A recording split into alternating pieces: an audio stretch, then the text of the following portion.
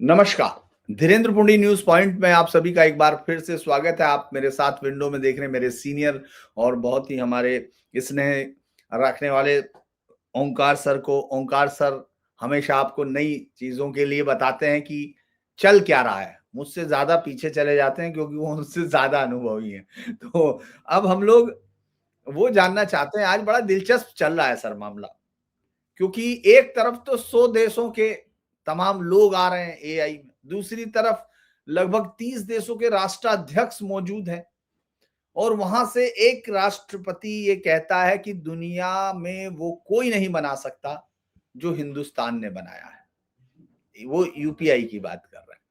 दूसरी तरफ प्रधानमंत्री कह रहे हैं भाई हमको भय नहीं करना चाहिए, भय नहीं होना चाहिए, हम लोग आगे बढ़ रहे हैं, हमारे लोग बता रहे हैं, लाखों की संख्या बता रही है। तो दूसरी तरफ एक एक बहुत बड़ी खबर चल रही है कि एक कुत्ता एक यूनिवर्सिटी ने आयात कर लिया है अमेरिका से और उसने पूरी एआई, मतलब मैं जिनको देख रहा हूं वो सब, ये सब ठीक है, हम लोग पढ़ते हैं good news is no news, bad news is good news, ये सब पढ़ के हम लोग भी आए हैं। लेकिन क्या ये आपको लगता है कि ये उसी तरह का मामला है या इसमें भी कोई प्रॉब्लम लोगों को दिख रही है, इस वजह से इसको उछाला जा रहा है सर? देखिए, कुछ ट्विटर हैंडल, कुछ एक्स हैंडल, कुछ सोशल मीडिया पर जो तलवारें भांजते रहते हैं और एक इकोसिस्टम है लगातार जो भारत विरोध ही काम कर रहा है। वो मोदी विरोध करते करते भारत विरोध पर उतर आया है। आपने कुछ चीजों का जिक्र किया है, मैं थोड़ा सा और दर्शकों को बता देता हूँ। जितने बड़े स्तर पर ये आयोजन किया जा रहा है, इतने बड़े स्तर पर आज तक एआई समिट किसी देश में हुआ नहीं है। वैसे ये तीसरा या चौथा है शायद। रूस आपका, चीन हो या आपका अमेरिका हो, ये तो हमसे बेहतर माने जाते हैं ना, इकोनॉमी में भी और दूसरे मामलों पैरामीटर में भी। वो भी इतने बड़े पैमाने पर एआई समिट आयोजित नहीं कर पाया है। जैसा आपने कहा है कि 100 से ज्यादा देशों का रिप्रेजेंटेशन, 45 देशों के मंत्रियों के समूह, 20 देशों से ज्यादा के राष्ट्र प्रमुख, जिनमें राष्ट्रपति, उपराष्ट्रपति, कई देशों के प्रधानमंत्री, इसके अलावा Australia, Japan, UK, Germany, France, 13 देशों के पवेलियन यहां लगे हुए हैं। 300 के आसपास एग्जीबिशन सेंटर, 300 से ज्यादा, और 5 दिन में करीब 2.5 लाख लोग भारत मंडपम, सुषमा स्वराज भवन और अंबेडकर सेंटर पहुंचने वाले हैं, पहुंच रहे हैं बहुत बड़ी पैमाने पर। खास तौर से यूथ ने इसमें दिलचस्पी दिखाई है। वहां पर इतनी लंबी कतार है अंदर एंटर, और उसकी एक व्यवस्था होती है। सुरक्षा जांच जो है वो टॉप लेवल पर की जाती है ताकि जो खतरे हैं वैश्विक और आतंकवाद से रिलेटेड, उनको मिनिमाइज किया जाए। अब आप देखिए धीरेन्द्र जी, इसमें गूगल का, डीप माइंड का, इसके ओपन एआई के सीईओ आए हुए हैं, सुंदर पिचाई भी आए हुए हैं। इसके अलावा एनवीडिया, माइक्रोसॉफ्ट, मेटा, क्वालकॉम, ऐसी कंपनियां यहां पर आ रही हैं। 40 ग्लोबल और भारतीय कंपनियों के सीईओ इसमें हिस्सा ले रहे हैं। अंतरराष्ट्रीय संगठनों के प्रतिनिधि इसमें शामिल हो रहे हैं। और 3 जगहों पर जिनका मैंने अभी जिक्र किया है, भारत मंडपम, सुषमा स्वराज भवन और अंबेडकर सेंटर, 3 जगहों पर यह किया जा रहा है। 7 देशों के राष्ट्रपति, 9 देशों के प्रधानमंत्री, यूरोप, अफ्रीका, अमेरिका, इनका प्रतिनिधित्व, फ्रांस के राष्ट्रपति, जिनसे हमारी डील हुई है, 114 राफेल और हेलीकॉप्टर बनाएंगे। इसके अलावा आपकी जो सबमरीन है, रडार हैं, दूसरी तमाम चीजें, उनके करार हुए हैं। और ब्राजील के राष्ट्रपति लुला दा सिल्वा।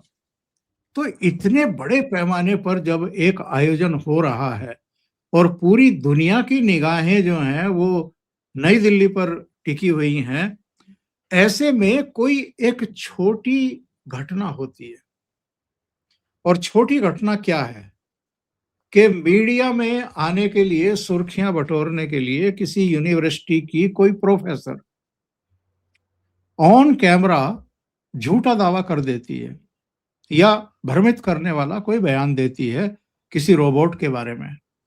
वो रोबोट चीन की किसी कंपनी का है। भारत सरकार ने इसको बेहद गंभीरता से लिया, उस यूनिवर्सिटी का पवेलियन उसका बंद कर दिया और उन सबको निकाल बाहर किया। उस पर अब कार्रवाई हो रही है, वो अलग बात है।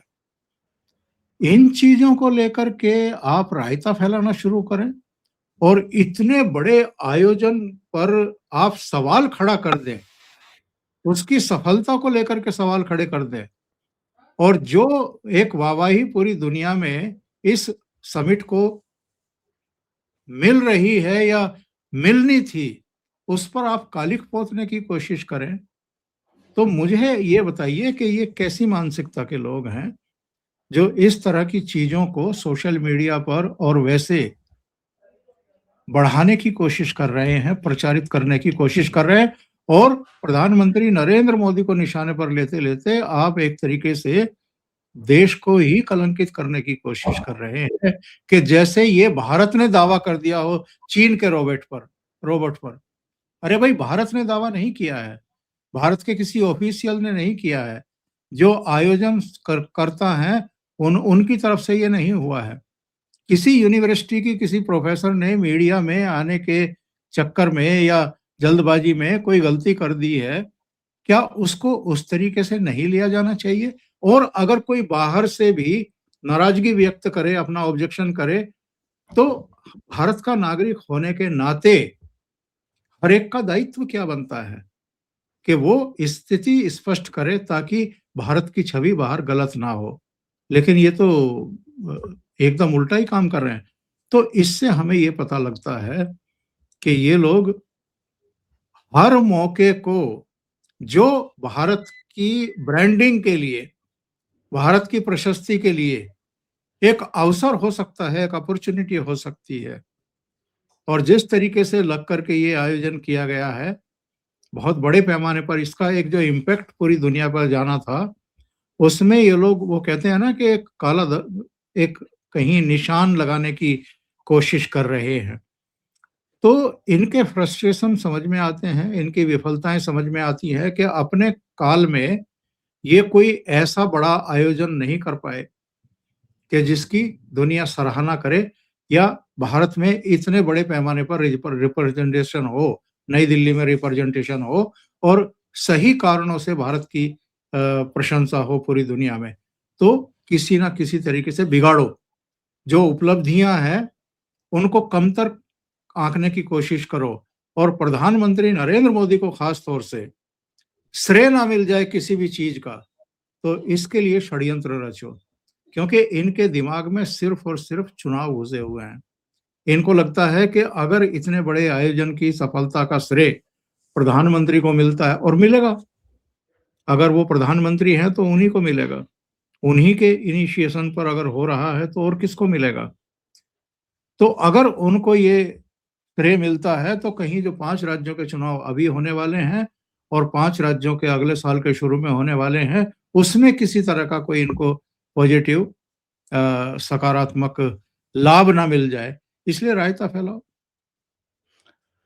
तो जो ये पूरा का पूरा सिस्टम है, ये कामयाब कैसे हो जाता है? क्योंकि अभी भी आप देखिए लंबी लाइनें हैं, फला है, ये सब है। क्योंकि 2 दिन में 3 लाख लोगों का राजीव चंद्रशेखर दावा कर रहे थे। और मैं आपको बता दूं, लंदन में जब एआई समिट हुई थी तो 100 लोग मुश्किल से मौजूद थे। जब हाँ, ये हाँ। फ्रांस में पहुंची तो 2000 लोग मौजूद थे। लेकिन आज ये जब है तो 2000, तो मुझे लगता है वहां सर्विंग स्टाफ ज्यादा होगा, उससे ज्यादा पहुंचे होंगे लोग, लाखों की तादाद में, और युवा पहुंच रहे हैं। तो आप एक ऐसे मुद्दे को, हालांकि भाई देखिए चुनाव वो सब कवर करते हैं, करने में कोई नहीं, लेकिन उसको एक पूरे सिस्टम पर, उस पर पूरे आयोजन पर हावी कर देना, ये एक सुनियोजित षड्यंत्र दिखता है क्या? या फिर ऐसा है कि भाई ठीक है, कोई रिपोर्टर्स हैं वो लगे हुए होंगे, लगता है रिपोर्टर्स को रिपोर्ट करना एक हक है, ये कोई वो मना नहीं कर रहे, हम लोग चूंकि खुद ही रिपोर्टर रहे हम लोग ये सब चीजें करते हैं। लेकिन आप को लगता है कि ये सायास किया जा रहा है या वो मतलब किस तरह से वो सिस्टम को हिला पाने में कामयाब है 12 साल बाद? लोग यही कहते हैं बार-बार कि भाई 12 साल हो गए, 12 साल हो गए, आप ये सिस्टम क्यों नहीं पकड़ पा रहे हो? और इतने महत्वपूर्ण आयोजन पे भी इस तरह की चीज़ें। नहीं, नहीं, इसमें सिस्टम नहीं, मीडिया की बात करिए। मीडिया के जो अलग-अलग अंग हैं, उनमें बैठी हुई जो भेड़ें हैं, काली भेड़ें हैं, उनके दिमागों में जो गंदगी भरी हुई है और जो नफ़रत भरी हुई है, आरएसएस और प्रधानमंत्री नरेंद्र मोदी और भारतीय जनता पार्टी के प्रति, उनकी बात करें। वो ऊँचे पदों पर भी बैठे हुए हैं मीडिया हाउसेज़ में और वो रिपोर्टिंग भी कर रहे हैं। तो इसलिए ये अच्छाई देखना ही नहीं चाहते। ये बुराई तलाश करते रहते हैं कि कहीं अच्छा यहाँ पानी भरा हुआ है, तो भारत मंडप में आप जब जब पहली बारिश होती है, बड़े से बड़ा जो आपका निर्माण है, वो कहीं न कहीं बारिश बताएगी कि यहाँ थोड़ी कमी रह गई है, यहाँ थोड़ी ज़मीन दरक गई है, यहाँ सड़क थोड़ी-सी दरक गई है। आप उसको लेकर के और जो पूरी 100 किलोमीटर की या 250 किलोमीटर की सड़क बनी है, एक्सप्रेसवे, हाईवे बना है, जिस पर रोज़ाना लाखों व्हीकल गुज़र रहे हैं, अपने डेस्टिनेशन पर बहुत जल्दी पहुँच रहे हैं, जिनको सुविधाएँ मिल गई हैं, आप उसको अनदेखा करेंगे। जो अच्छी बात है, उसको आप अनदेखा करेंगे और कहीं सड़क थोड़ी-सी धँस गई है, तो आप उसको बड़ा बना करके ये साबित करने की कोशिश करेंगे कि देखो इसमें कितना बड़ा लूपहोल है, कितना बड़ा भ्रष्टाचार है। तो ये जो हमारी मानसिकता है, ये देश को पीछे खींच रही है। आप किसी को फ़ायदा पहुँचा रहे हैं, किसी को नुकसान पहुँचाने के लिए ये सब वितंडा खड़ा कर रहे हैं। और सबसे आगे कौन है इस पूरी मुहिम में? कांग्रेस पार्टी की प्रवक्ता सुप्रिया सुरीनेत के वीडियो देखिए एक के बाद एक, धारावाहिक, उनका सीरियल चल रहा है। और उनकी पूरी आईटी सेल और इनके सारे समर्थक लोग यही हैं, और कौन है? और किसी का और कोई कौन खार खाएगा इनसे, इस तरह के आयोजनों से? ये लगातार एक मुहिम चल रही है। और जब मैं कांग्रेस की बात करता हूँ, जब मैं सुप्रिया श्रीनेत की या राहुल गांधी की बात करता हूँ या दूसरे लोगों की बात करता हूँ, तो फिर हम ये ना भूलें कि इन पर इस समय किस-किस तरह के आरोप लग रहे हैं। निशिकांत दुबे ने पार्लियामेंट में खड़े होकर के कहा है, सब्सटेंसिव मोशन पेश करते हुए, कि राहुल गांधी जॉर्ज सोरोस की कठपुतली बन चुके हैं और वो उनके इशारे पर काम कर रहे हैं।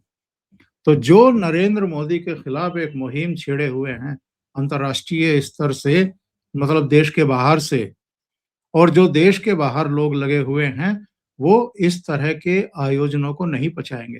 जहां तक सिस्टम का सवाल है, सिस्टम में भी कुछ लोग हो सकते हैं, लेकिन मैं सबको ये नहीं मानता कि सब के सब खराब हैं। 95% अभी भी सिस्टम में अच्छे लोग हैं। केवल 5% हैं जो अभी समस्या बने हुए हैं। और सोचना एक्चुअल में हमारे उस मीडिया को है, या सोशल मीडिया पर भी जो लोग बैठे हुए हैं, जो लगातार चीज़ों को ट्विस्ट कर रहे हैं और जानबूझ करके कर रहे हैं। चीज़ों को फैला रहे हैं, विवादों को बढ़ा रहे हैं, सामाजिक वैमनस्य और तनाव पैदा करने की कोशिश कर रहे हैं, सनातनियों को बाँटने की कोशिश कर रहे हैं। किसी को जाट बता रहे हैं, किसी को राजपूत बता रहे हैं, किसी को दलित बता रहे हैं, किसी को ब्राह्मण बता रहे हैं, किसी को ओबीसी की अलग जो कास्ट है उनको उनको बता रहे हैं। एज़ सच जो कुछ इस समय मीडिया में चल रहा है, मुझे लगता है कि सबके दिमाग में 2027 बैठा हुआ है। सबके दिमाग में उत्तर प्रदेश बैठा हुआ है, क्योंकि 2022 के उत्तर प्रदेश के चुनाव में भी भारतीय जनता पार्टी को एक झटका लगा था, जिसकी चर्चा नहीं हुई क्योंकि सरकार बन गई थी। 2017 में जितनी सीटें भारतीय जनता पार्टी को मिली थी, उसकी काफ़ी सीटें घटी थी 2022 में। पर उनकी चर्चा इसलिए नहीं हुई कि निरंतरता में दूसरी बार योगी आदित्यनाथ मुख्यमंत्री बन गए थे। और 2022 में जो झटका लगा था, उसका रिफ्लेक्शन हमें 2024 में बड़े स्तर पर देखने को मिला।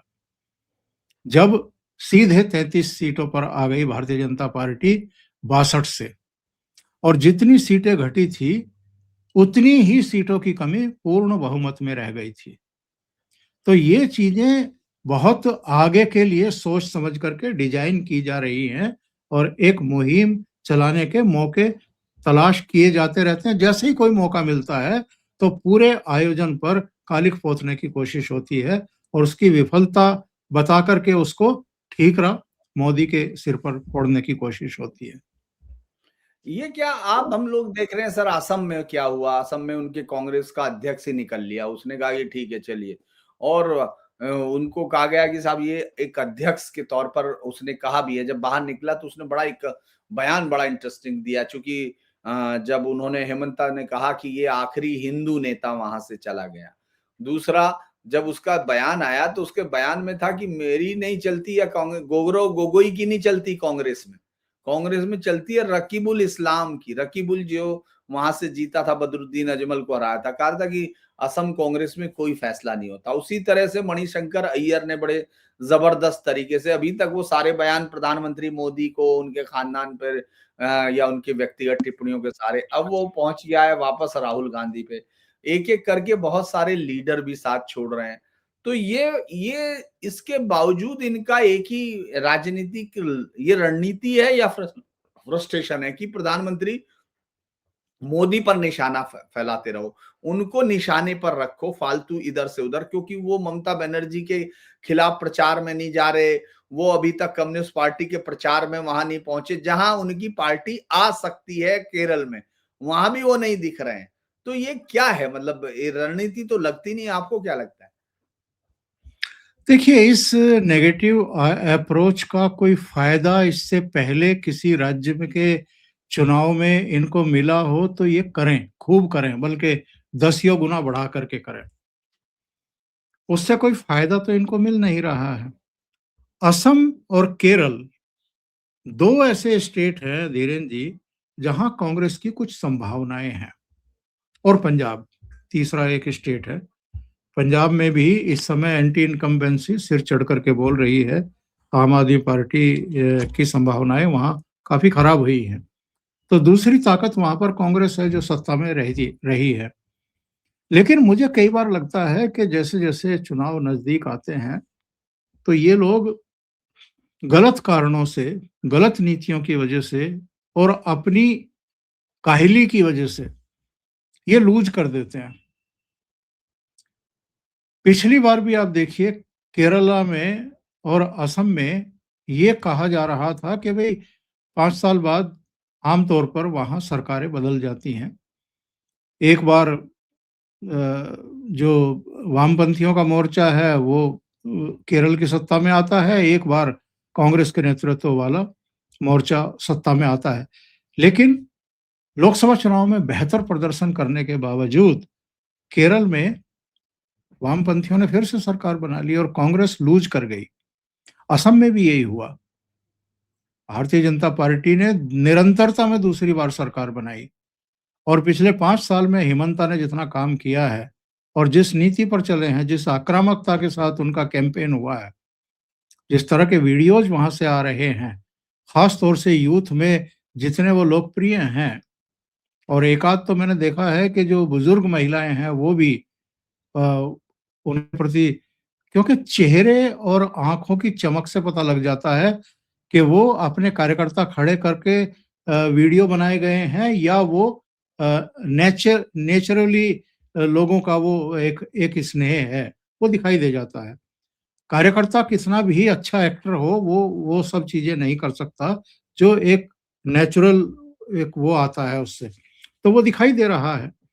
और ऐसे समय जब चुनाव बिल्कुल सिर पर आ गए हैं और किसी भी समय अब चुनाव की प्रक्रिया शुरू हो जाएगी, आचार संहिता लग जाएगी, ये सारा होंगे, उससे 1 महीना 1.5 महीना पहले अगर आपका पूर्व अध्यक्ष ही पार्टी छोड़ दे और राहुल गांधी के फोन करने के बावजूद, 15 मिनट तक बातचीत करने के बावजूद अगर वो अपना फैसला ना बदलने के लिए एडामेंट हो, तो आप इससे अंदाजा लगाइए कि जो आपका प्रदेश अध्यक्ष रहा है उसका भी अगर मोहभंग हो रहा है आपकी लीडरशिप से, आपके तौर तरीकों से, और वो अपनी उपेक्षा का बल्कि अपने अपने को अपमानित करने का आरोप लगा रहे हैं, तो आप किस तरीके से संगठन चला रहे हैं, किस तरीके से हैंडल कर रहे हैं समस्याओं को, अ, पार्टी के भीतर की समस्याओं को, तो इससे पता चल जाता है। और असम में हालाँकि मैं ये तो बात नहीं मानता हिमंता की कि ये कोई आखिरी हिंदू नेता था कांग्रेस का। भई गौरव गोगोई को फिर वो क्या मानते हैं? या अभी 1-2 और नेता वहाँ पर हैं, उनको वो क्या मानते हैं? लेकिन बोरा के जाने का मतलब ये है कि जो अ, ऊपर का उत्तर क्षेत्र का जो असम है, जहाँ इनकी कम्युनिटी के लोग बहुत बड़ी तादाद में हैं, वहाँ की ये बताई जा रही है कि 40 से 45 विधानसभा सीटों पर इनके जाने का असर हो सकता है। होगा कि नहीं होगा मैं ये नहीं कह रहा हूँ, असर हो सकता है। तो अगर इतने बड़े पैमाने पर असम जैसे छोटे राज्य में, इतने बड़े पैमाने पर अगर कोई नेता चीज़ों को प्रभावित कर सकता है, तो उसको कितनी संवेदनशीलता के साथ रखा जाना चाहिए था और कितना सम्मान देकर के रखा जाना चाहिए था, ये शऊर आना चाहिए पार्टी को लीड करने वालों को। आप म्यूट हैं। यूपी में एसआईआर पर धीरे-धीरे अखिलेश तो बोलते हुए दिख रहे हैं आपको कि चलो ठीक है भाई, ये हो गया हमारे से फॉर्म 7 में ये कर दिया, वो कर दिया। वो जो रैली करने वाले थे अजय राय, क्या हुआ कुछ पता नहीं चला। उसके अलावा वो उसकी सड़कों पे उतरेंगे वो कुछ पता नहीं चला। कांग्रेस विरोध में मोर्चे निकाल रही थी वो कुछ नहीं पता चला। राहुल गांधी और प्रियंका गांधी उत्तर प्रदेश क्यों नहीं जा रहे हैं? क्योंकि वो तो बहुत इंपॉर्टेंट है। अगर उनको लग रहा है कि ये सब चीजें हैं तो मेन तो लड़ाई उत्तर प्रदेश में 27 की लड़ाई हो रही है भाई। इधर से हमने देखा कि संघ के प्रमुख जो है, संघ प्रमुख लगातार उत्तर प्रदेश जाते हैं। वहां भी पीएम भी पहुंच रहे हैं तमाम। अभी फिर वो पीएम 22 तारीख को इस पूरे पश्चिमी उत्तर प्रदेश की सबसे बड़ी और पूरे देश में सबसे तेज चलने वाली ट्रेन का पूरा वो ट्रैक पूरा हो गया, उसको फिर कंप्लीशन पर एक उद्घाटन करेंगे। तो ये जो है, मतलब वो लड़ाई सिर्फ इन्हीं के साथ लड़ी जाएगी, कुछ पत्रकारों के, कुछ यूट्यूबर्स के और कुछ ट्विटर हैंडल से, इन्हीं से युद्ध होगा, या जमीन पर भी जाया जाएगा 27 का चुनाव, या अखिलेश के कंधे में बैठ के जो मिल जाए ले लो वाली हालत में है कांग्रेस? देखो देश में ऐसी ऐसी कई स्टेट अब हैं जहां कांग्रेस लगभग खत्म हो चुकी है, और जहां खत्म हो गई है वहां सिर मारने से कुछ नहीं होगा, वहां टाइम बर्बाद करने से कुछ नहीं होगा।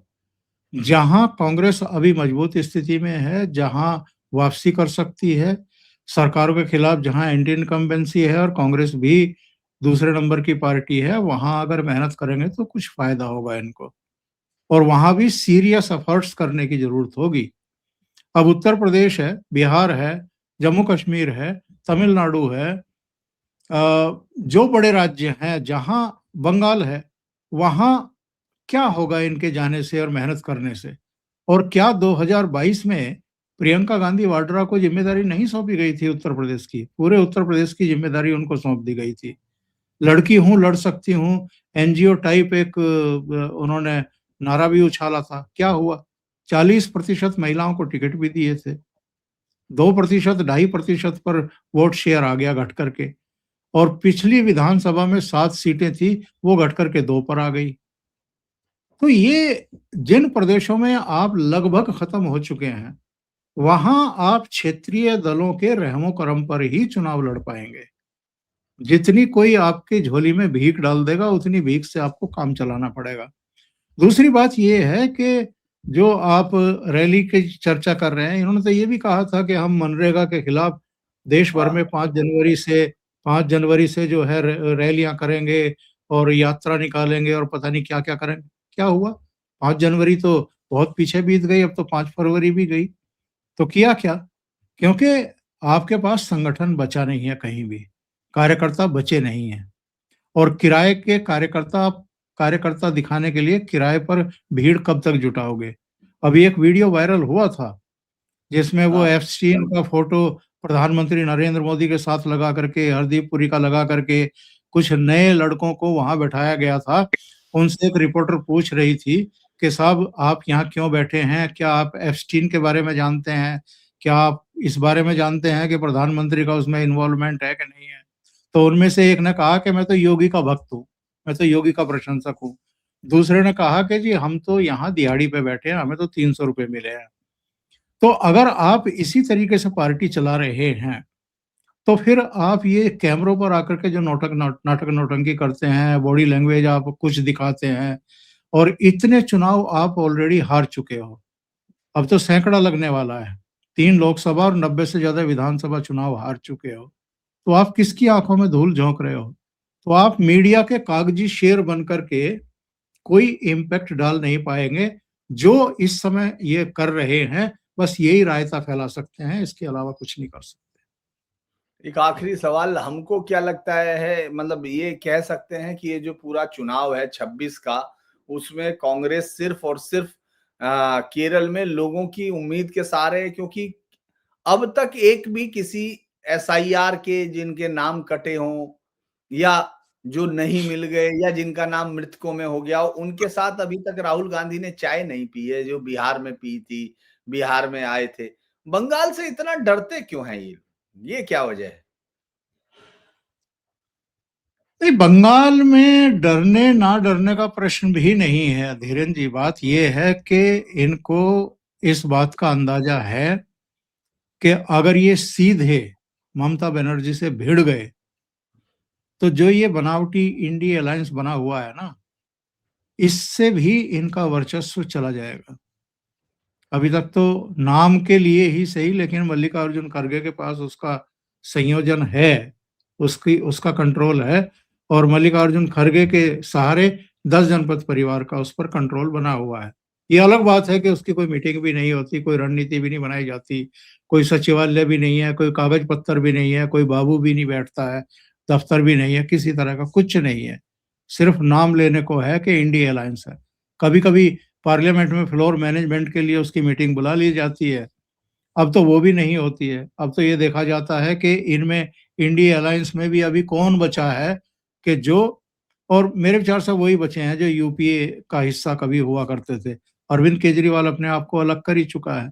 लोकसभा चुनाव में ममता बनर्जी अलग कर ही चुकी थी। बीच में कीर्ति आज़ाद के एक बयान के बाद शरद पवार का, राम गोपाल वर्मा का, कई लोगों के बयान आ गए थे कि हाँ, उमर अब्दुल्ला का भी, कि ममता बनर्जी को ही सौंप दो इसकी अध्यक्षता या संयोजन, तो वो कलकत्ता में बैठ कर के कर लेंगी। अभी किसी का बयान आया है कि एम के स्टालिन बेहतर नेतृत्व कर सकता है, उसी को सामना सौंप दो। सामना में छपा जी। है। हाँ, हाँ।